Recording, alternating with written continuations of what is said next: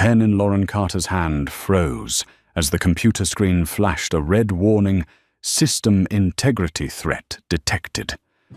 In that instant, the entire 58th floor of the office fell into absolute silence, and no one but her understood that those words had just touched a fear, long buried an old, deep memory she had kept hidden for years. Yet no one knew that in just a few hours the woman flagged by the system would be the one poised to change the entire U.S. aviation industry. Morning in Chicago poured through the wide glass windows of the Sky Shield Systems headquarters like a stream of pale gold. The sunlight reflected off the walnut desk, where Lauren sat motionless like a sculpture, but her heart raced each beat, echoing in her chest like the wheels of an airplane touching the runway. The room smelled familiar wood, freshly printed paper, and the cold metallic scent of high technology. Behind her, the city stretched endlessly, steel and glass, skyscrapers piercing the sky, a constant reminder that to rise, one must pay a price. Lauren Carter, 40 years old, the first black woman to lead a multi-billion-dollar aviation tech company, and in the eyes of most of the world, still not fully accepted. She swiped lightly on her tablet. The latest quarterly financial report appeared, the numbers scrolling like a symphony reaching its climax.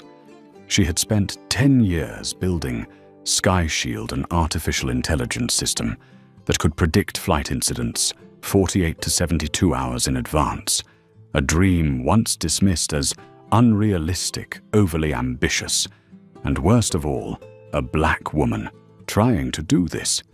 She had heard it hundreds of times, but this morning it rang like an echo from the past.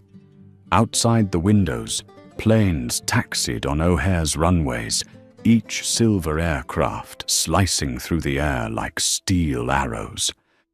Watching them, Lauren saw herself persistent, unyielding, and determined to break through layers of clouds before being truly seen. The office door opened. Evan Lewis, 35, her assistant, stepped in, his gaze a mix of admiration and concern. He had been with her 7 years and knew that when Lauren was silent, a storm was brewing. "Here's your schedule," Evan said softly.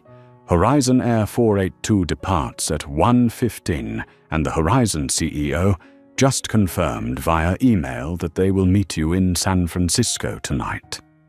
Lauren nodded, but Evan hesitated, as if holding back something. She tilted her head. "What is it?" Evan drew a breath. "There are internal rumors. Some veteran pilots are resisting the implementation of Sky Shield. Some say they don't want a system controlled by a woman who's never been in the cockpit." The words were sharp, familiar, like knives.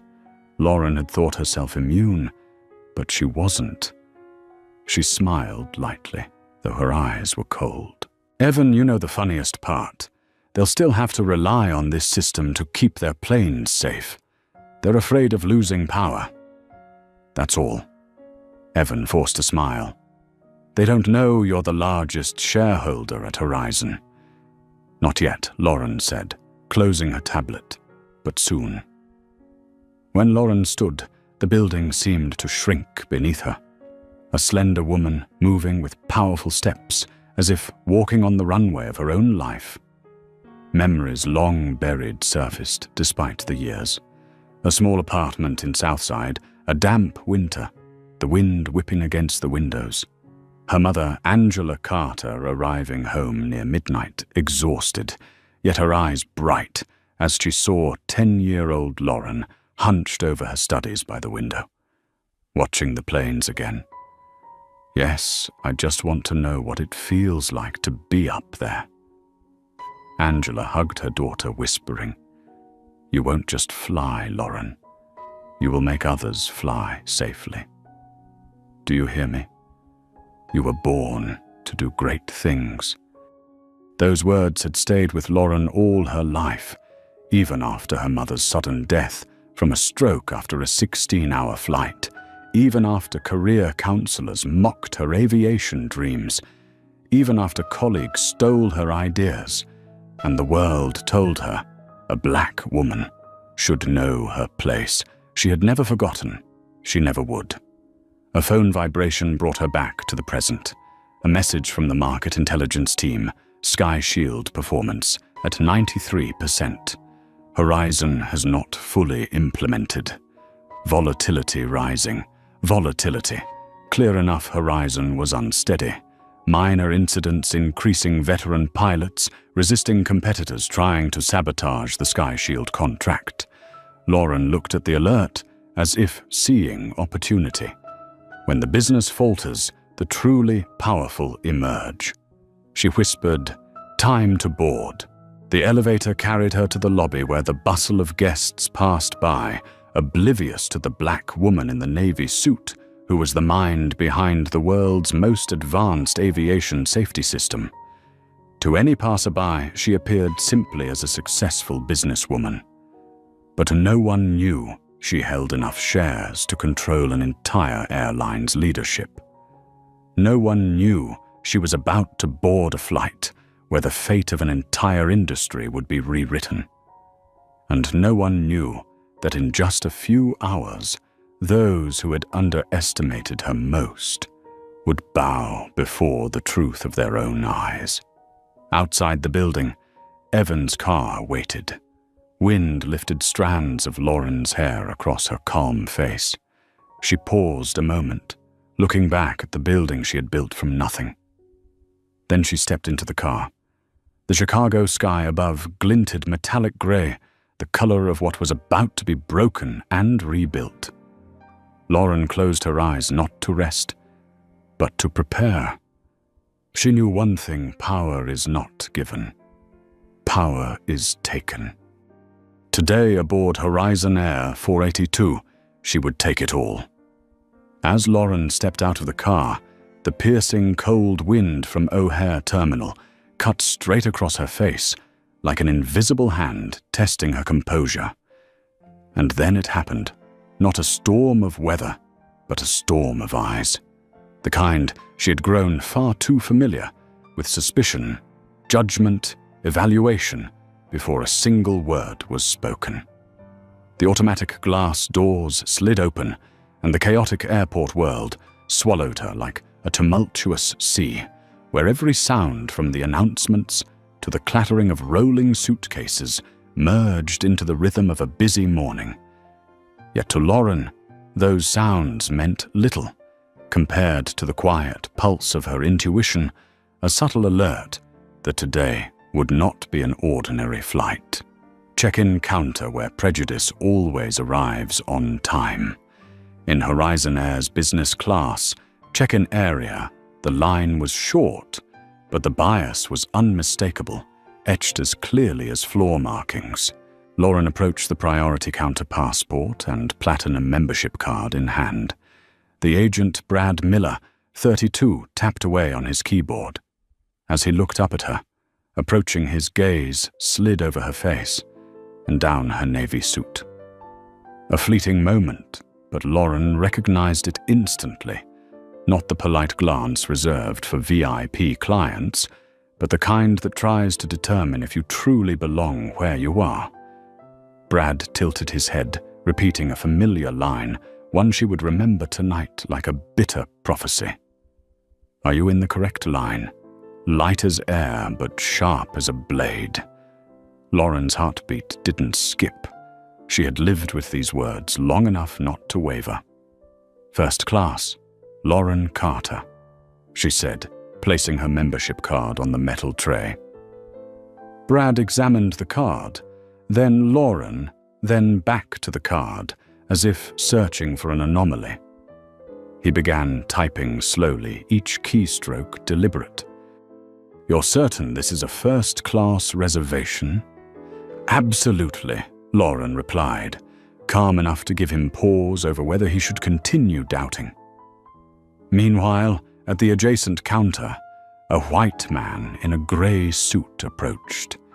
In less than 40 seconds, he was greeted, warmly rehearsed to perfection. "Good morning, Mr. Whitmore." "Off to San Francisco as usual. I'll check you in right away. No ID check. No questioning. No verification." Lauren watched from the corner of her eye, expression unchanged, though inside her pulse was silent, but steady, same as always. Brad finally printed her boarding pass and pushed it toward her without looking up security to the right.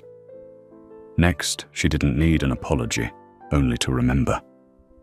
Security checkpoint where they call it random, but Lauren knew nothing was truly random. The priority line moved quickly until she reached the officer. The TSA agent scanned her boarding pass, furrowing his brow. "Ma'am, please proceed to enhanced screening." No words were necessary. Lauren already knew what was coming. "Just random," the agent said with an indifferent smile, signaling her to step into the full body scanner. Random. She had heard it many times before. Another female officer approached from behind. "Raise your hands. Also, I need to check your hair." Gloved fingers, probing as if seeking something hidden, deep in her curls, movements rough and impatient. But what hurt more than the hands was the glance from passers-by, the type of look that had already defined her as suspicious. When they finished, she said softly, just enough that they might not hear, "Thank you. I'm used to it. First-class lounge privileges, not meant for everyone." The Horizon Air Lounge doors opened, revealing luxury interiors with leather seating, fine whiskey, and soft piano music. Lauren chose a window seat and opened her tablet to review her speech for tonight's award ceremony. Within 5 minutes, an attendant approached. "Ma'am, this area is for first-class passengers only." Lauren looked up, placing her boarding pass on the table, saying nothing. The attendant glanced, nodded slightly, and walked away without a word of apology. 15 minutes later, another approached, asking the same thing. Lauren closed her tablet, not out of anger, but to conserve energy for battles far more important. In the far corner, 2 businessmen whispered, "Affirmative action, No way someone like her paid for first class." Lauren heard every word, yet kept a calm, impassive expression, like still water, while beneath the surface, the tide of old familiar doubts swirled, decades of being measured and judged. Announcement over the speakers. Horizon Air, Flight 482 to San Francisco first class, and priority passengers, please proceed to gate C12. Lauren stood, adjusted her collar, and felt something strange. Not fear, not anger, but a thin, anticipatory mist, a premonition. Something awaited her ahead, not good, but necessary. She stepped out of the lounge, blending with passengers heading to C12. Light from the ceiling fell across her face, eyes glinting like steel.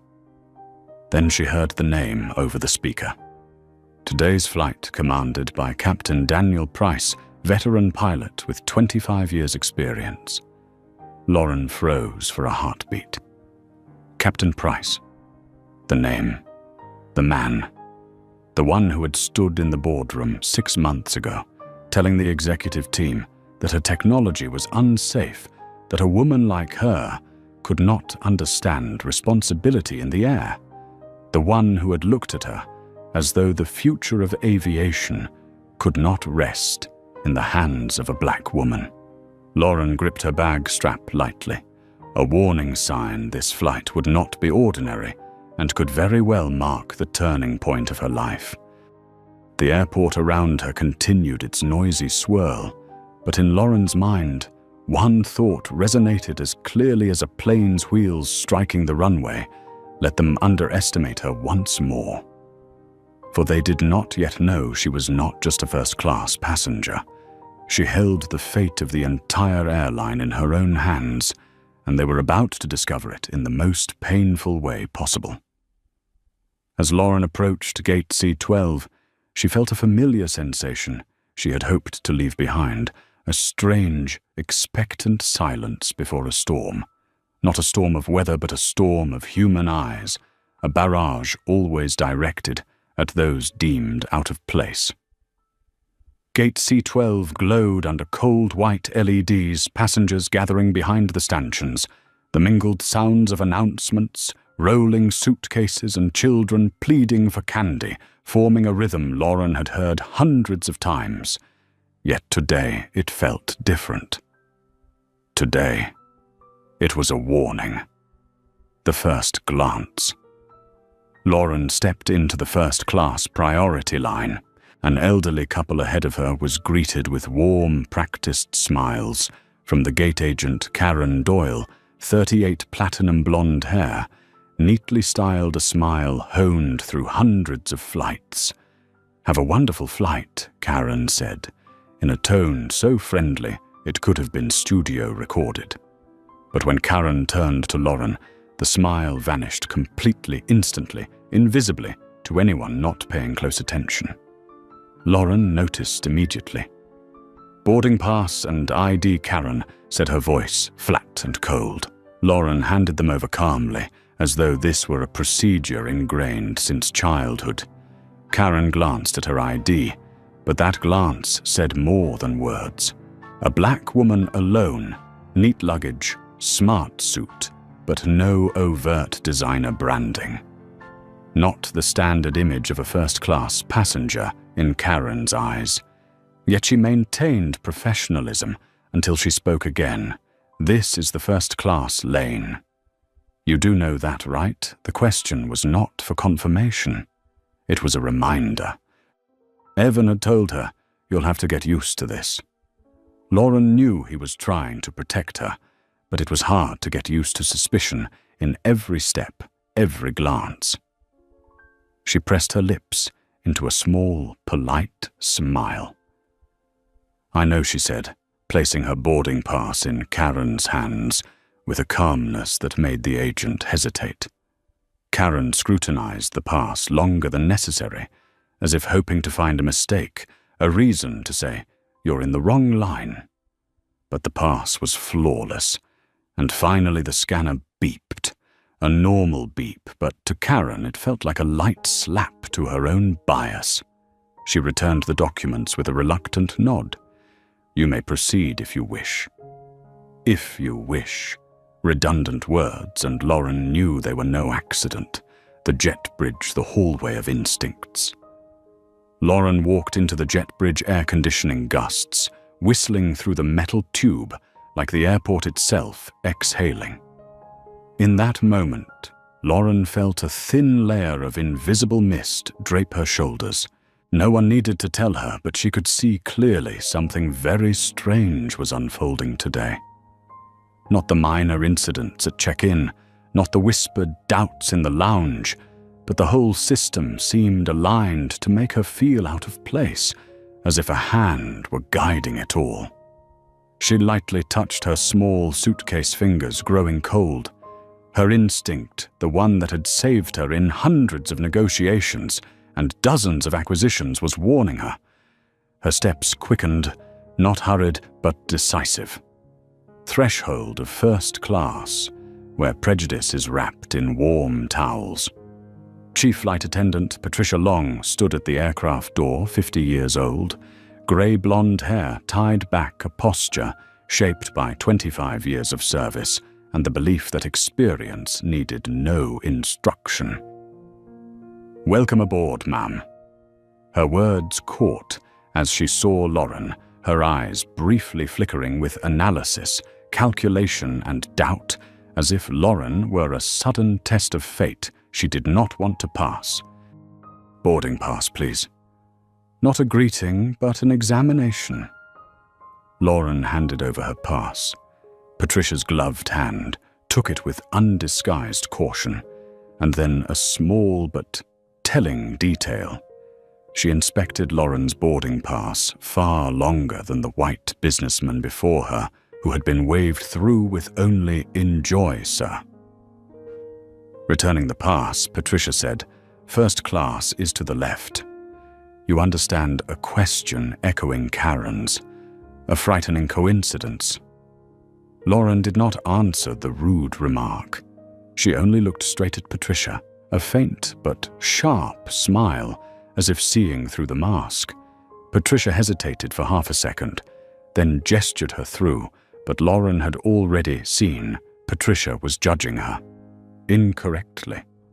On the wrong person. The moment 1A appeared. Seat 1A at the front of the first-class cabin, a large brown leather seat, faintly scented new lights reflecting the Horizon Air logo on the partition. Lauren felt a strange thrill, not because of the seat, but because she knew she had chosen this seat 3 months ago, the only one she always selected.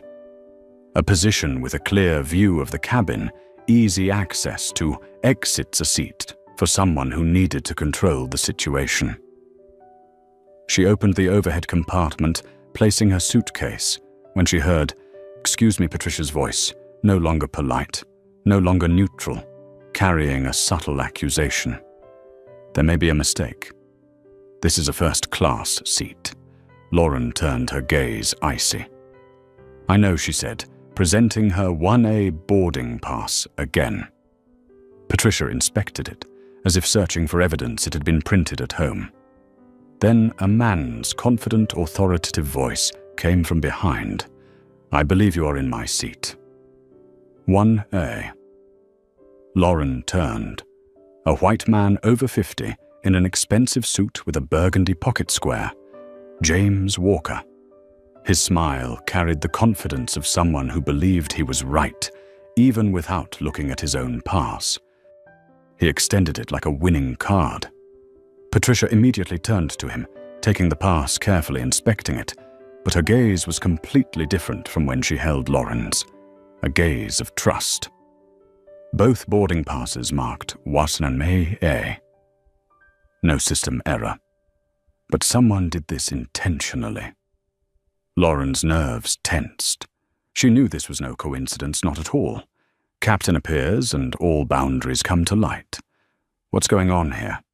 Captain Daniel Price, the man who had told the board 6 months ago that Sky Shield was unreliable because it was designed by a woman, stepped out of the cockpit. His eyes flickered briefly as he looked at Lauren, a flash no one else noticed. But Lauren did. He knew her, and he was not pleased to see her here. Patricia explained the seat conflict. Price examined James's pass respectfully, while Lauren's was treated as if it were a discarded flyer. "Mr. Walker checked in last night. Company priority," he concluded. "I reserved this seat 3 months ago," Lauren said, her voice low but firm. Captain Price didn't bother listening. "First class is full. We have economy at the rear. You may move there." A few passengers smirked. A woman whispered, "Some people just don't know their place." Lauren stood tall. In that moment, she was not a passenger, not a victim, but a bomb ticking down before their eyes. She only said one thing: "I would like to speak with you privately, Captain Price." The captain waved dismissively, cutting her off. "No. If you do not comply, you may leave the plane." And that was the moment Lauren understood the power game had begun. But they had no idea who they were facing. Lauren reached into her pocket, pulling out her phone. Her voice was light as a breeze. "No need. I just need to make a call." And with that single step backward, everything was already decided. The call lasted only 26 seconds. But in the first 10, Lauren Carter had already shifted the trajectory of the entire flight. No one in the passenger cabin knew. No one in the crew anticipated it. And certainly Captain Price never saw it coming. Seat by the lavatory where those deemed out of place are assigned. When Lauren returned to the economy cabin, dozens of eyes fell on her, not out of curiosity, but because they believed she had been sent back to her proper place. Some looked on with vague pity, others with quiet satisfaction, the satisfaction of those convinced their familiar order was being preserved. Lauren walked to the last row. The seat was small, her knees nearly touching the seat in front. Next to her by the window sat a young woman in a grey sweatshirt, a thin backpack slung over her shoulders. Maya Brooks, 24. Maya's eyes widened at the sight of a first-class passenger sitting next to her. Then she smiled gently, as if she had occupied this exact place too many times before. "You got sent back here too?" Maya asked, her voice shy but sympathetic. Lauren responded quietly, keeping her composure. "They think this is where I belong." Maya chuckled, not at humor, but at bitterness. "I know the feeling." Lauren glanced at her, realizing in that moment that this young woman was also living proof of a discriminatory system that had persisted for decades, a call that awakened an earthquake. Lauren's phone still lit up the recipient's name, Victor Hale Horizon Air, CEO. A message arrived immediately. "Are you sure you want to do this mid-flight?" Lauren did not reply. She knew he was panicking. She only wrote, "I am experiencing your airline service in the most authentic way possible," and hung up. Outside the window, the first drops of rain splashed against the fuselage. The storm forecasted was approaching Chicago rapidly. Lauren felt movement inside herself, not anger, but a more dangerous sensation, calm before a battle. Signs of chaos and Sky Shield knew better than anyone. While the economy cabin buzzed with noise, Lauren opened her tablet and logged into Sky Shield Systems' internal network, an access no one else on the plane had. She accessed the Horizon 4A2 flight data. And then engine vibration pattern anomaly. Detection probability, 81%. Maintenance cycle overdue, 13 hours beyond threshold. Recommended route southern corridor, severe weather conditions detected. Lauren gripped the tablet so tightly her knuckles went white. Captain Price had rejected the safe route. The airline had delayed Sky Shield upgrades for the crew, and now they were about to send hundreds of people into the storm. "Are you okay?" Maya's voice pulled her back to the present. Lauren folded the tablet, her voice soft as a whisper. "I'm fine, but this flight will not depart as they intend. Delays and the silent truth of the crew." The plane sat on the runway for nearly an hour, no announcements beyond a few general statements. "We are addressing minor technical issues. Thank you for your patience." But Lauren knew clearly no technical issue was minor when it involved engine anomaly prediction. She looked around the cabin, children crying from fatigue, women sighing, men checking their watches with irritation. Flight attendants moved back and forth, avoiding passengers' eyes as if avoiding an uncomfortable truth. Maya worried. "If it takes much longer, I'll miss my Stanford interview." Lauren tilted her head. "What's your field civil rights law?" Maya replied, eyes bright despite exhaustion. "I want to fight for those who are treated unfairly. Like..." She paused, looking at Lauren. "Like you just now." Lauren smiled lightly, both gentle and sad. "You'll fit right in there." Maya nodded, but her gaze drifted forward, anxious. If the plane did not depart on time, she would lose her chance. Lauren looked at that determined, youthful face and felt a quiet, silent promise stir within her. The storm approaches, but the real storm is in the cockpit. 25 minutes passed. Captain Price's voice came over the speakers again. "We are approaching departure. Please remain patient." Moments later, A technician ran under the wing, visible through the window, his expression unusually tense. Then another announcement. Any medical personnel on board, immediate assistance needed. An older passenger in business class was having a heart issue. Lauren closed her eyes. Piece by piece, the information connected into one unshakable truth. Captain Price was attempting to take off at all costs, and that cost could be the safety of everyone on board. Messages from the executive team, and the moment power shifted. Lauren's phone buzzed incessantly. From Evan Lewis, Sky Shield just sent a high-level alert. I think Horizon is hiding a problem. From Sky Shield's CFO. We completed additional share acquisition. You are now the largest shareholder in Horizon Air. From Horizon's board, Chairman Bernard Watkins, CEO Hale, requests to meet you immediately upon landing. Lauren smiled a smile no one could see, but enough to change her own pulse. They thought she would wait until landing. They thought everything was in their hands. They were wrong. Dead wrong. Lauren rises and redefines true power. The economy cabin buzzed as Lauren unbuckled her seatbelt and stood before the plane had permission to move. A flight attendant rushed over. "Ma'am, you cannot stand. We are about to taxi."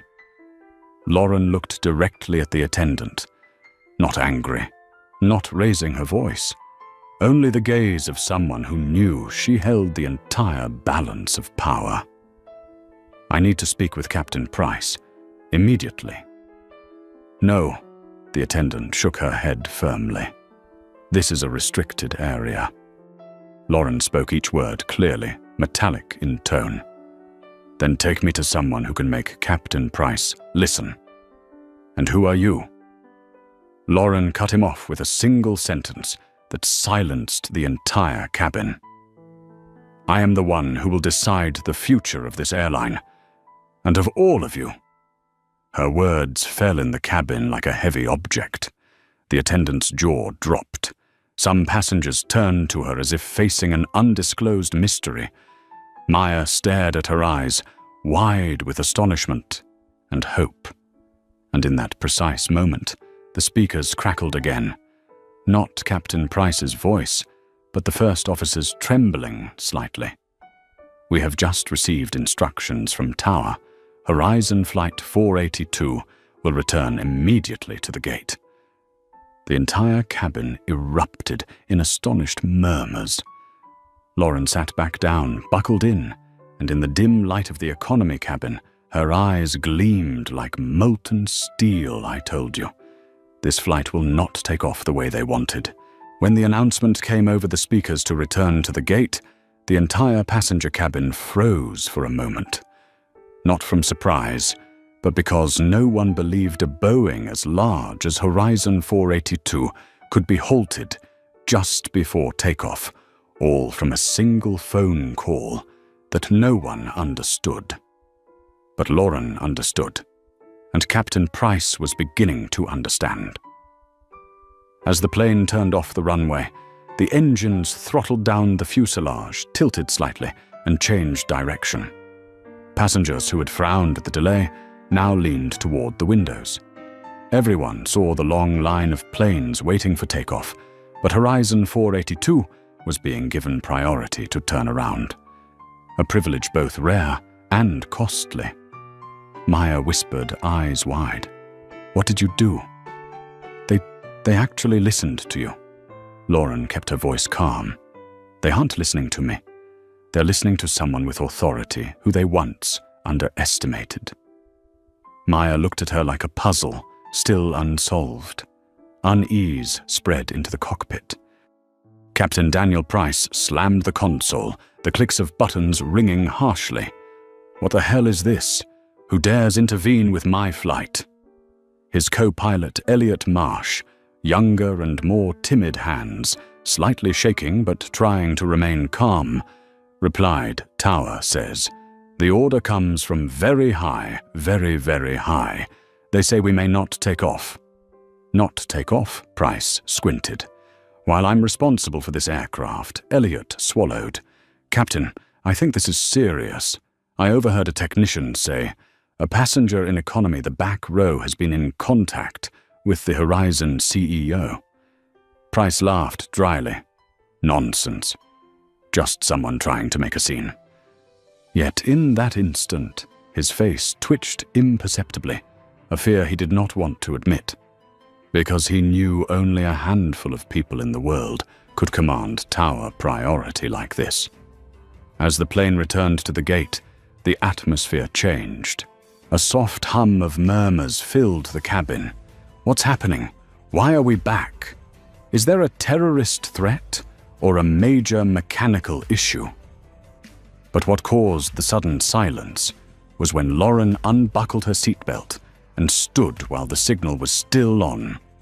A flight attendant moved to stop her. Mom, please, sit down. We haven't. Lauren simply looked at her, a gaze that made the attendant swallow her words. Not out of fear, but because in those eyes was something authority, unlike a complaining passenger, unlike an angry one, but the authority of a CEO standing in her own building. Lauren said softly, I need to go forward. You cannot. This is a restricted area, the attendant said. Lauren enunciated each word like metal striking metal. Then take me to someone who can make Captain Price listen. And who are you? Lauren cut him off with a single sentence that silenced the cabin. I am the one who will decide the future of this airline, and all of you. Her words fell like a heavy weight. The attendant gaped. Some passengers turned eyes wide at the mystery unfolding. Maya stared at her astonished and hopeful. And in that very moment, the speakers crackled again. Not Captain Price's voice, but the first officer's trembling slightly. We have just received instructions from Tower. Horizon Flight 482 will return immediately to the gate. The entire cabin erupted in astonished whispers. Lauren sat back down, buckled in, and in the dim economy. Cabin light, her eyes gleamed like molten steel. I told you, this flight will not take off the way they wanted. The moment Captain Price was suspended, the small cockpit transformed into the stage of a trial without a verdict, but everyone knew the sentence had been delivered. Only the defendant had yet to accept defeat. A suffocating silence, then the final outburst of a man about to sink. Daniel Price stood frozen pale, as if he had seen the end of his own life. No more confidence, no more mocking laughter, no more arrogant glances down on others as he had done for 25 years in the skies. Yet that 25-year career was crumbling within minutes. No, this cannot be. He croaked. This is just... Lauren did not need to hear another word. She knew exactly what he was going to say. She turned slowly to him. What are you going to call me? A black passenger, given priority. Someone who doesn't know her place. Or someone unworthy of speaking to you. Price gritted his teeth. Watkins' interjected voice sharp. As steel, Captain Price, you are suspended. Everything you say from this point will be recorded. But that only made Price erupt. He did not stay silent. He exploded. You cannot do this to me. I've flown for Horizon 25 years. I have experience. I have achievements. I cannot be replaced by some meaningless technology designed by a... He stopped. But it was too late. The entire first-class cabin heard him. The crew heard him. And worse, dozens of passengers behind had raised their phones to record. Lauren looked at him like she was observing the final crack in a wall that had long been rotten. Captain Price, she said slowly, you have just proven to everyone on this plane why you should no longer occupy the cockpit. And in that exact moment, A ripple of astonished murmurs spread through the cabin like an explosion. Passengers stood, and the truth was no longer hidden. As Lauren stepped out of the cockpit, the sight was unforgettable. The entire first class and business cabins were on their feet, eyes glued to her. Not out of curiosity, but shock. Someone whispered, "That's Lauren Carter, CEO of Sky Shield. She just fired the captain on the plane. Oh my God, I'm recording this." Lauren said nothing. She didn't need to. The truth spoke for itself. Chief Flight Attendant Patricia Long, who had once doubted, despised, and tried to push Lauren out of 1A, now approached, flustered. She bowed so deeply, Lauren thought she might kneel. "Ms. Carter, I sincerely apologize. I had no idea." Lauren cut her off, voice light, but icy. "Not knowing is not an excuse to discriminate, especially when this is your job." Patricia clenched her hands, lips trembling. Lauren could see clearly she wasn't remorseful for discriminating. She was remorseful for misjudging the person. James Walker, the secret exposed, and an unexpected twist. At that moment, the cabin speakers crackled airport security boarding the plane. "Please remain calm." 2 security officers appeared at the doorway. They were not there for Captain Price. They were there for James Walker, the man in 1A, the one who had acted as the seat's owner, forcing Lauren to the back of the plane, turned pale. One officer announced loudly, "Mr. James Walker, you are under arrest on suspicion of corporate espionage." The cabin erupted. Walker shouted, "You have no evidence." "I'm just a businessman on a work trip." But everything was clear. Summit Airlines had planted a spy on this flight to sabotage the Horizon Sky Shield partnership. Walker had deliberately caused the seating dispute, deliberately instigated tension between passengers and crew, deliberately humiliated Lauren before she could reach San Francisco for her award and strategic signing. A meticulous plan, a plan meant to outsmart everyone. But he had chosen the wrong person. As he was led away in handcuffs, he cast a hateful glance back at Lauren. She returned it calmly, deeply, the ultimate boundary between a schemer and a victor. A new cockpit and the first glimmer of hope. Hale exhaled, turning to Watkins. "We need a replacement, Captain. Immediately." Watkins nodded. "Captain Sarah Jenkins is at the terminal. She'll be on board in 5 minutes." Lauren remembered Jenkins, a seasoned female pilot who had been dismissed and ignored by Captain Price in executive meetings for the familiar reason women aren't strong enough under pressure. Ironically, she was about to save Horizon from a national scandal.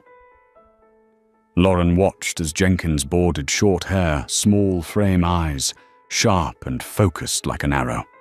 A woman with the aura of someone who had fought all her life. Lauren whispered, "Now this is someone worthy of the cockpit." When power speaks, the entire crew gathered before Lauren as if awaiting judgment. But she said nothing immediately. She observed them. Fear, guilt, shame, and transformation. For the first time, they saw her not as a misplaced black passenger, not as a difficult client, but as the person who held their future in her hands. Lauren looked directly at Patricia. "From today, Forward Horizon Air will change, and anyone who wishes to continue flying will have to change with it." No one dared breathe. A young flight attendant began to cry. Another nodded repeatedly, as if finally grasping the most important lesson of their lives. As the plane prepared to take off again, but this time under a new sky, Captain Jenkins stepped out of the cockpit voice firm. "I am the captain in charge of this flight. We will reach San Francisco safely." Passengers applauded, not because they knew the full story, but because they sensed a shift in the air, clear and strong, like a storm passing and fresh wind rushing in. Lauren was invited back to first class. Patricia, trembling, picked up Lauren's suitcase, handling it as if it were a belated apology. Lauren said nothing. She did not need to forgive in that moment. She only needed one thing change, real change, starting from this very moment. As she sat in seat 1A, the seat once cruelly taken from her, Lauren placed her hands on the armrests. No more trembling, no more anger, only resolve.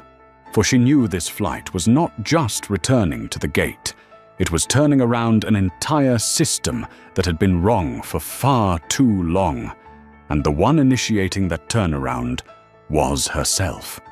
The moment Lauren Carter settled into seat, thunder cracked outside so loud the cabin windows vibrated. The Chicago sky darkened as if someone had drawn a black curtain over the runway. The storm had arrived at just the right time, and it was more than just weather. It was a perfect reflection of what was happening inside Horizon Air. Lauren looked out. Lightning streaked across the purple-gray sky, like cracks in the old leadership walls of the airline. A wall long shaken, waiting for a single touch to collapse. That touch was her. When everything seemed to return to normal, a new chaos sparked.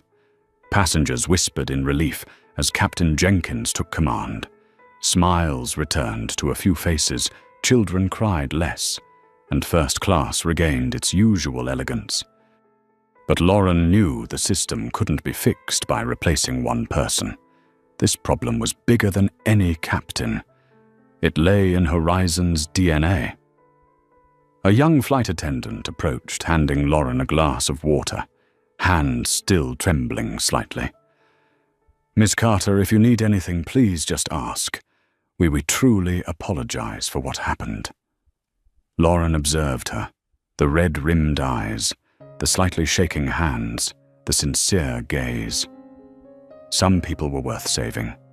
Some deserved a second chance. But there were also those who did not. Signals from the cockpit and Price's secrets surfaced further. The cockpit door cracked open for a few seconds, just long enough for Lauren to see Captain Jenkins bent over her screens, face unusually tense. She whispered to co-pilot Elliot, "We still have deviation on engine 2 pressure readings." "How long has Price ignored this?" Elliot replied, rain pattering on the fuselage. "Over 18 hours, Captain." Jenkins inhaled sharply. 18 hours past the threshold. This is no oversight. This is reckless behavior. The cockpit door closed. Lauren closed her eyes for a moment.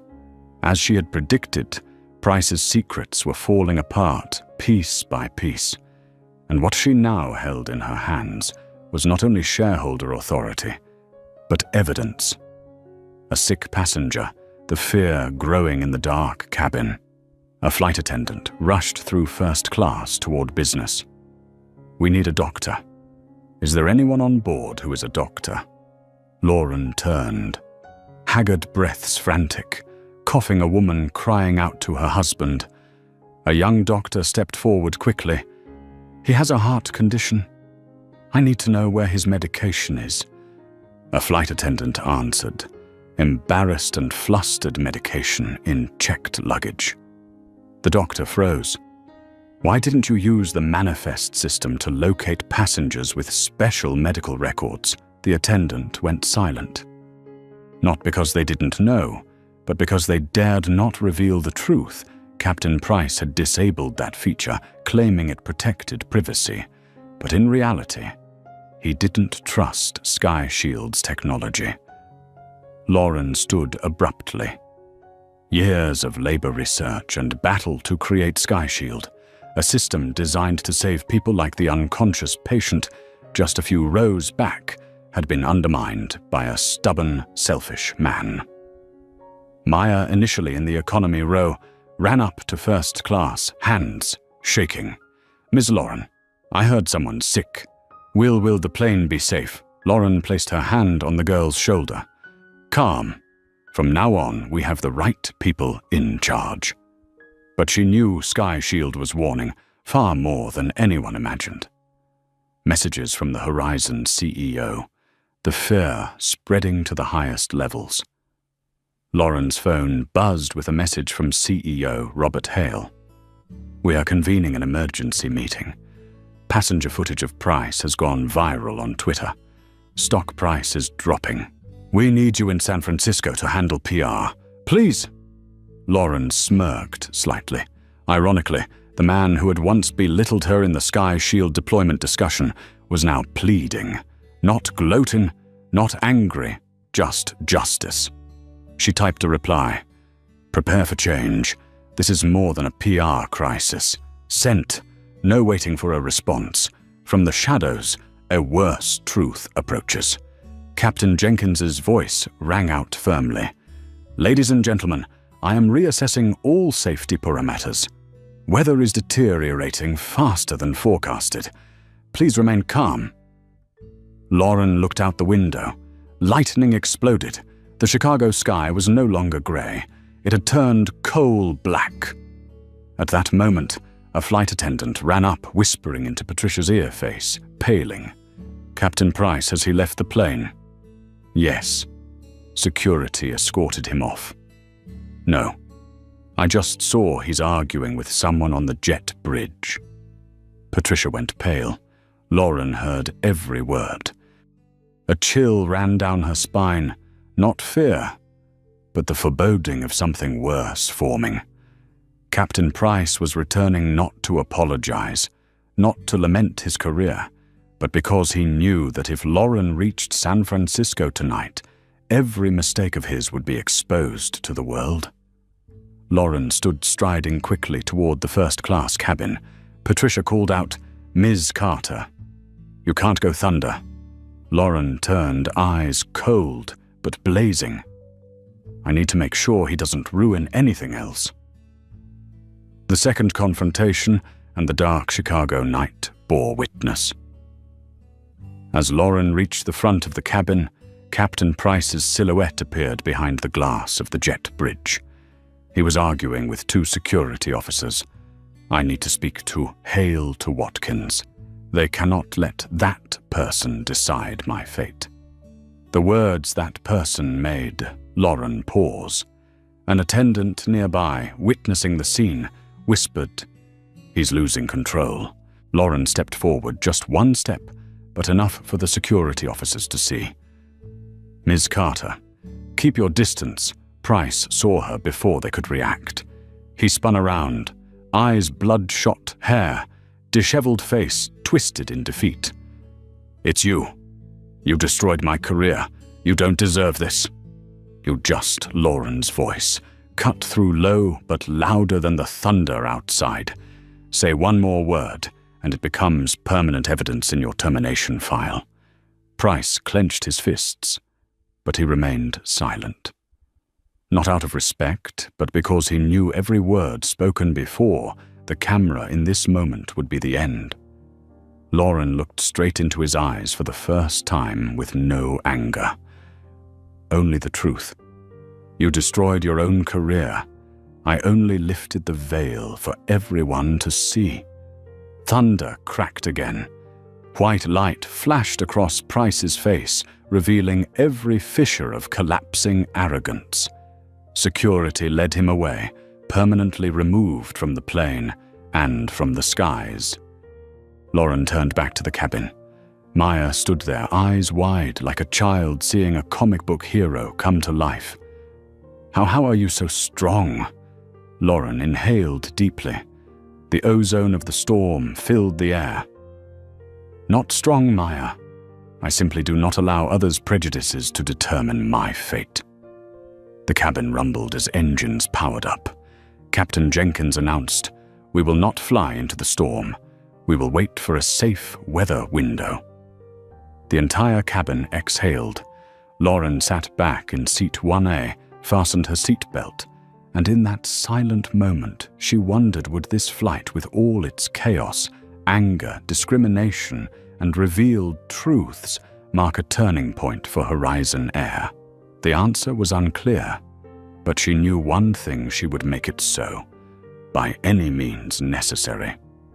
As the engines of Horizon 482 roared for the third time on that darkened afternoon, no one in the cabin knew they were about to witness a moment that would become the focus of the entire United States within hours.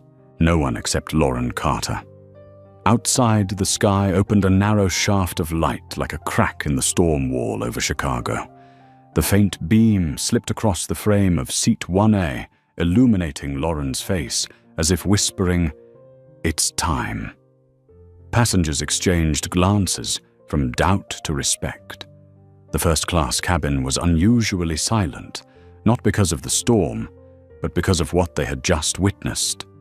They had seen a woman humiliated, pushed to the back of the plane, scrutinized, ignored, yet also seen her stand unshaken, safeguard the safety of the entire flight, confront Captain Price in the cockpit, and control the situation with a few carefully chosen words.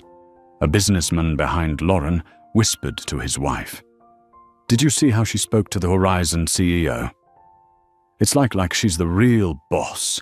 Lauren heard it, clearly said nothing, her eyes fixed on the dim sky where the plane was preparing to taxi once more. Captain Jenkins, the woman in the seat Price had once barred.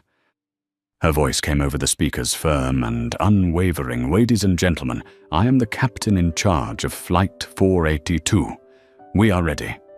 Weather has opened a safe window, and we will be taking off within minutes." The power in her tone was instantly recognizable to Lauren, the voice of someone who had fought her entire life for this position and had finally been granted authority. Co-pilot Elliot reported quickly, "Wind shear decreasing, wind stable southern radar clearer." Jenkins nodded, eyes bright. "Initiate takeoff procedures." Lauren followed every sound, every movement, as if witnessing a transfer of power right before her eyes, from a blind, prejudiced man to a woman truly worthy. Takeoff, but on social media, another storm was brewing. As the Boeing surged down the runway, rattling under the force of the wind, Lauren received a cascade of messages on her phone. She switched to silent mode, yet could see the screen flashing Twitter. Horizon Hosen 1 to Motisari 2. Trending #3 nationwide. Video of Captain Price shouting shared over 600,000 times in 20 minutes. Sky Shield AI group chat. Lauren, the press is calling non-stop. CNN, MSNBC, ABC, Fox. How should we respond? Horizon CEO hail. Please be careful arriving at SFO. The media has gathered at the gate. Lauren inhaled. She had anticipated this. She had prepared for this. But still, her heartbeat slowed for a moment, not from pressure, but from knowing the time had come to fully reveal herself.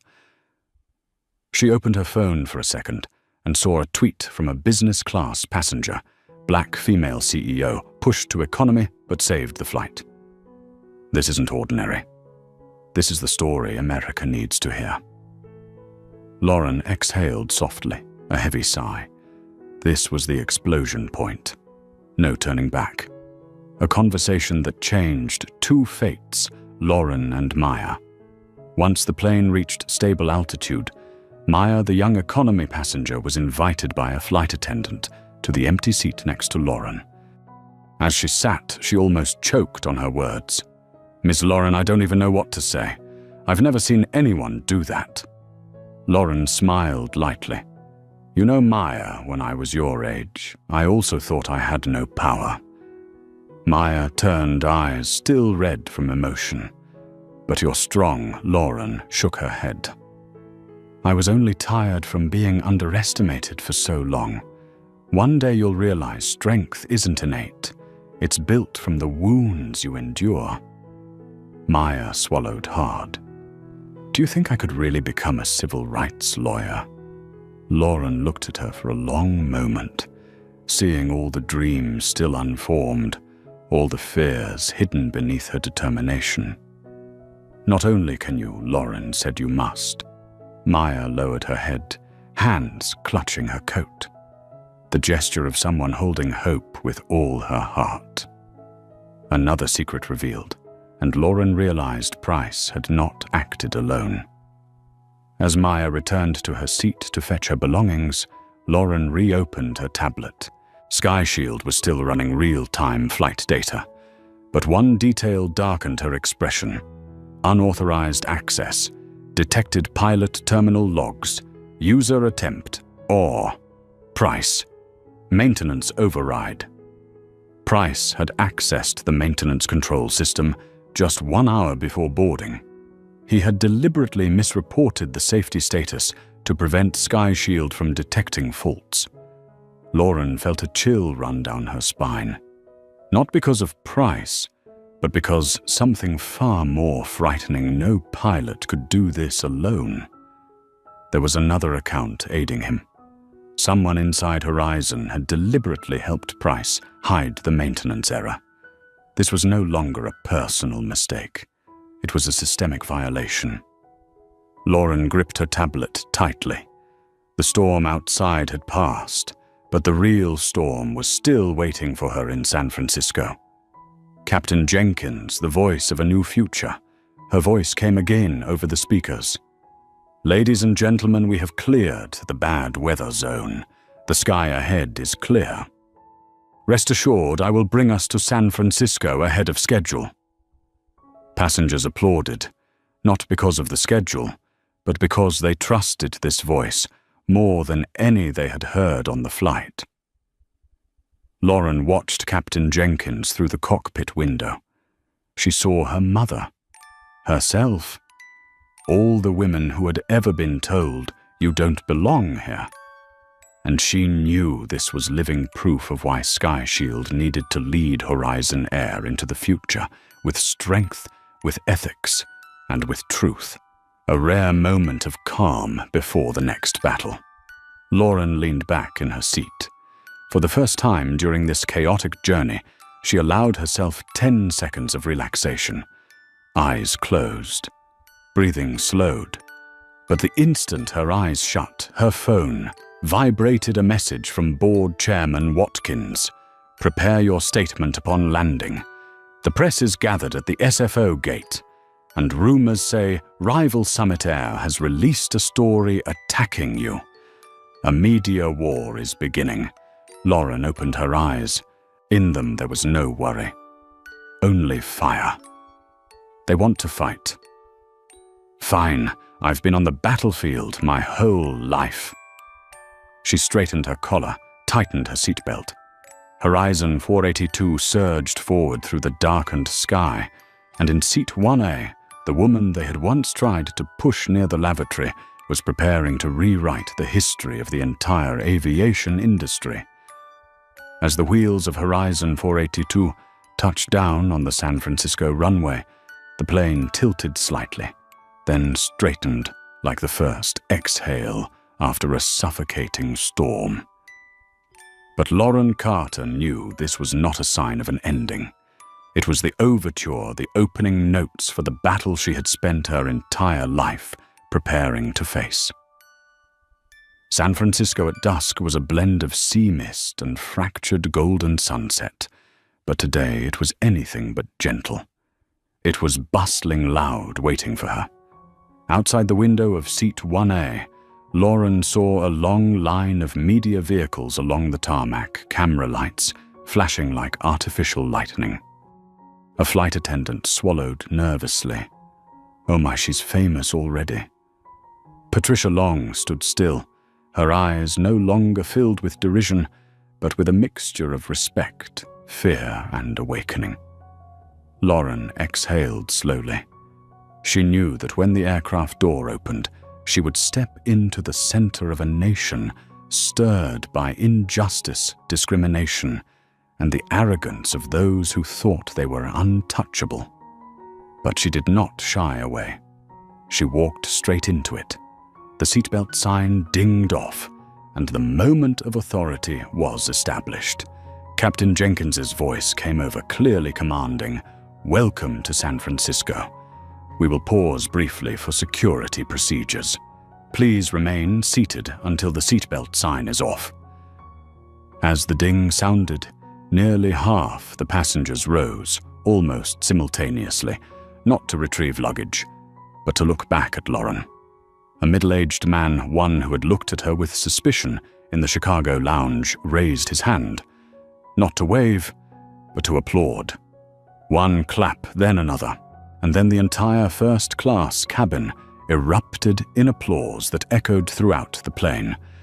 Lauren said nothing, only placing her hand over her heart in silent thanks. This respect was not pity, not fleeting admiration. It was recognition. The recognition she had fought 20 years to earn. Passengers from economy, the ones who had sat near Lauren, emerged as witnesses. The cabin door opened, and Maya Brooks ran up carrying her worn backpack. She gasped, "I can't let you step out alone." Lauren turned, smiling warmly enough to dissolve the tension. "Thank you, Maya."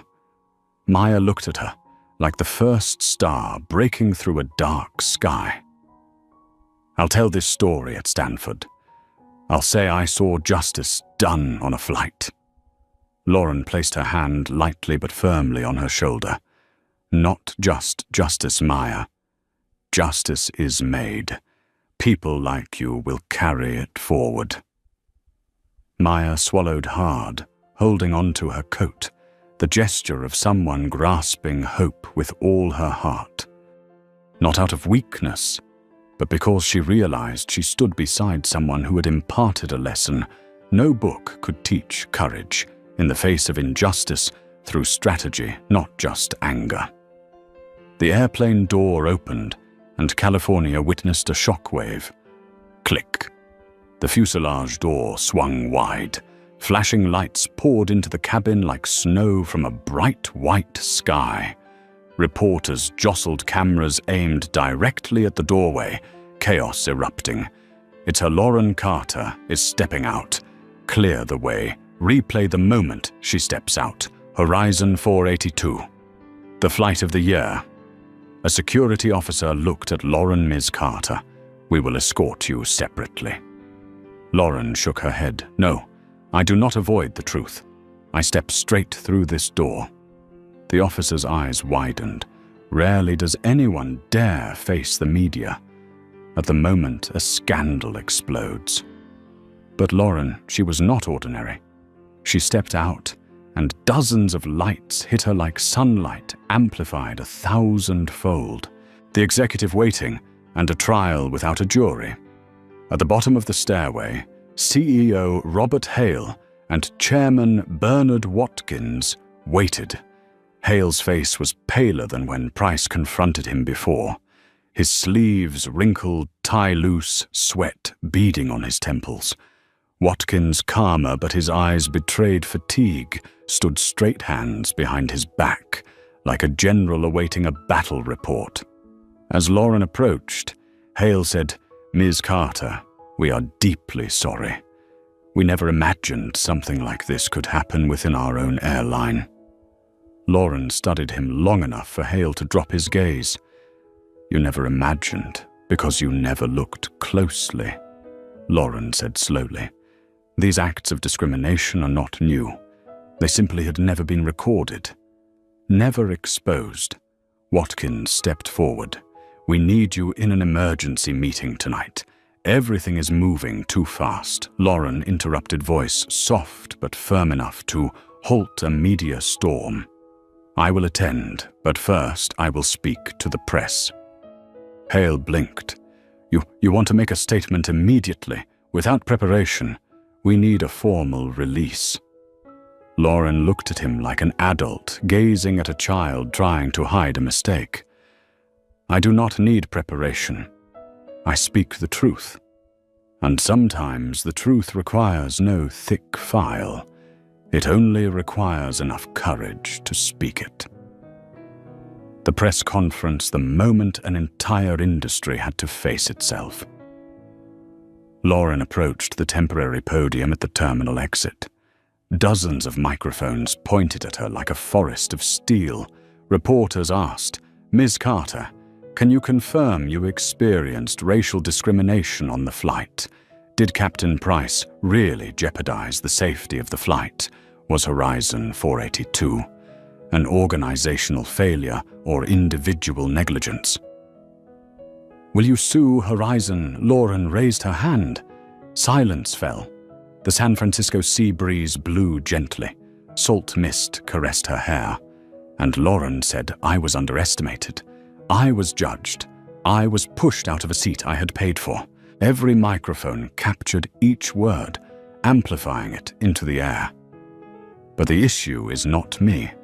It is the system. A system that suspects people like me before respecting them.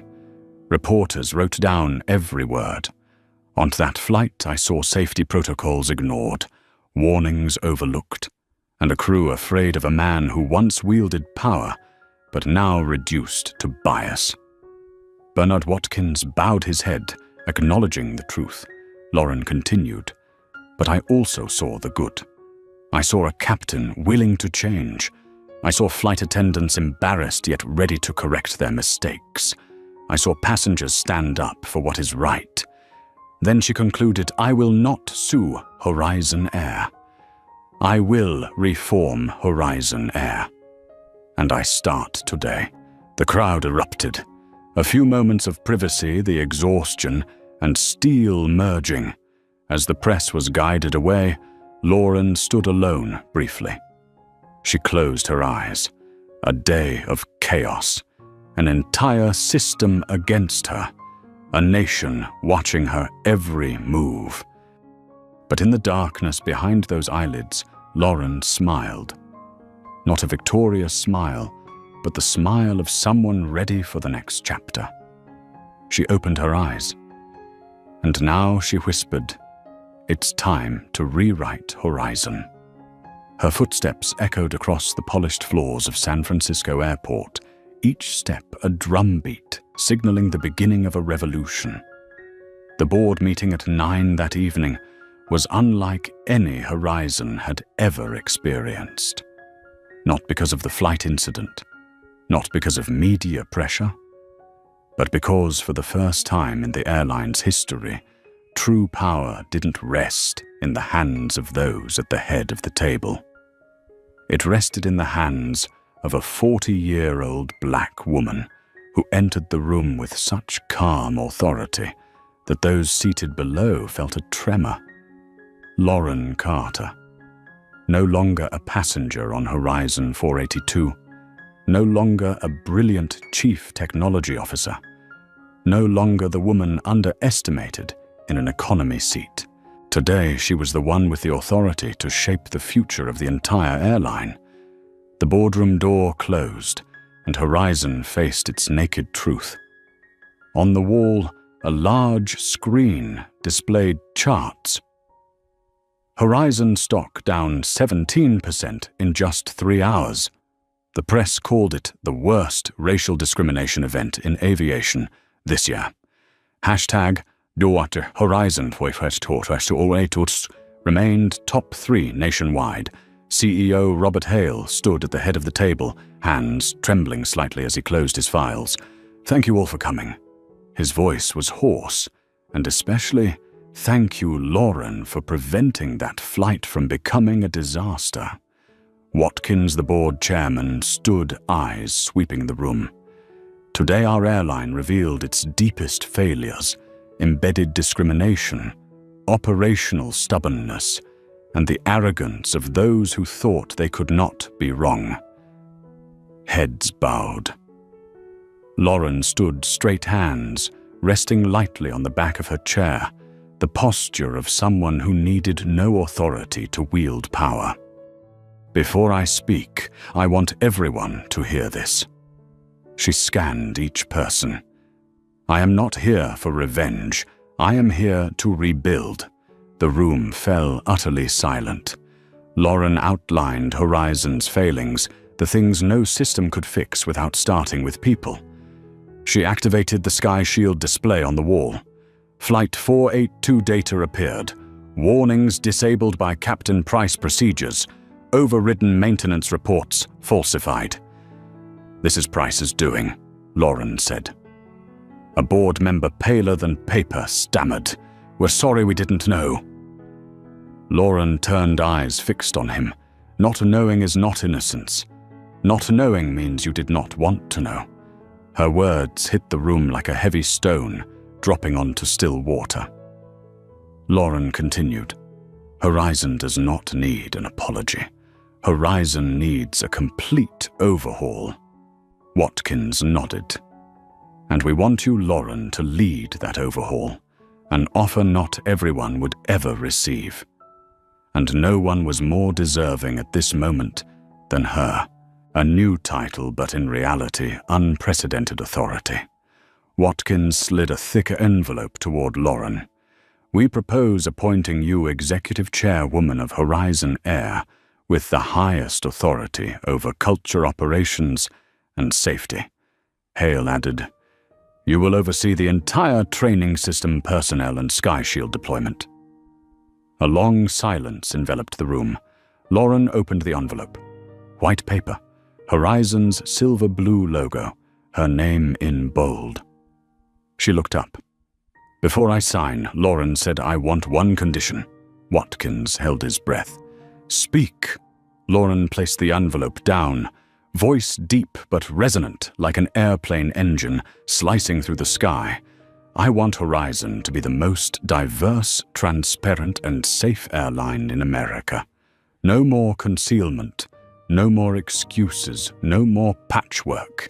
Everyone will be accountable at every level." Hale nodded, agreed. Lauren signed. Her pen hit the paper like a laser engraving steel. A new chapter began. And then the part no one expected, the part only a true leader would consider. Lauren bent slightly, retrieving a thin file from her bag. "I have one more request," she said. All eyes on her, she opened the folder. The Angela Carter Scholarship Program for young women of color, pursuing aviation engineers, pilots, managers. She glanced at the small photo, clipped inside a woman in a flight attendant uniform, the warmest smile imaginable. Her mother. Lauren inhaled. "We cannot change the past, but we can protect the future for those who come after." Watkins pursed his lips, not out of emotion, but out of respect. "Horizon will fully fund this program, and it will bear your mother's name." Lauren closed her eyes briefly. In that moment, she knew her mother was somewhere in the skies, smiling. That night, a nationwide change began from that small boardroom. By the end of the meeting near midnight, the news had spread. Horizon had terminated. Captain Price. Sky Shield would be fully deployed across the system. Lauren Carter had become executive chairwoman, and Horizon committed to reforming its culture from the ground up. A wave of conversation swept across America. Not just about the flight, but about something deeper, who truly has the right to belong in the sky. And at the airport that night, a small encounter created immense hope. As Lauren left the boardroom, she met Maya in the hallway leading to the parking lot. Maya still wore her gray sweatshirt, clutching the worn Stanford file. Ms. Lauren. Her eyes shone brighter than the overhead lights. Lauren approached smiling in a way that dissolved the fatigue of the day. "You're still awake. I wanted to wait for you. I just got an email. Stanford said they'll let me interview again tomorrow morning." Lauren smiled lightly. "Good. You deserve the opportunity." Maya hesitated. "But how can I ever thank you?" Lauren placed a hand on her shoulder, gaze gentle but firm. "By becoming the lawyer you dream of, by fighting for those without a voice, by using your intelligence to lift others. That is how you repay me." Maya nodded, tears falling that she did not wipe. Not tears of sorrow, but tears of something new being born. Epilogue: the night sky and tomorrow's flight. Lauren stepped into the parking lot, looking up. The clouds had cleared. The sky stretched wide, black deep and full of stars. She remembered her mother's words. "You were born to do great things." As a night breeze blew past, Lauren smiled. "I am doing it, Mum." Tomorrow she would board Horizon Flight 001, the first plane bearing the new logo, Horizon Sky Shield. Tomorrow Captain Jenkins would pilot it. Tomorrow the press would ask her, "What gives you your strength?" And tomorrow, a new journey would begin. A journey no longer about merely belonging in the sky, but about opening it to all who are worthy. Lauren closed her car door. Street lights reflected gold on her face. A face no longer a symbol of a flight, but a symbol of a fairer future. Horizon 482 had landed, but Lauren Carter's journey had only just begun.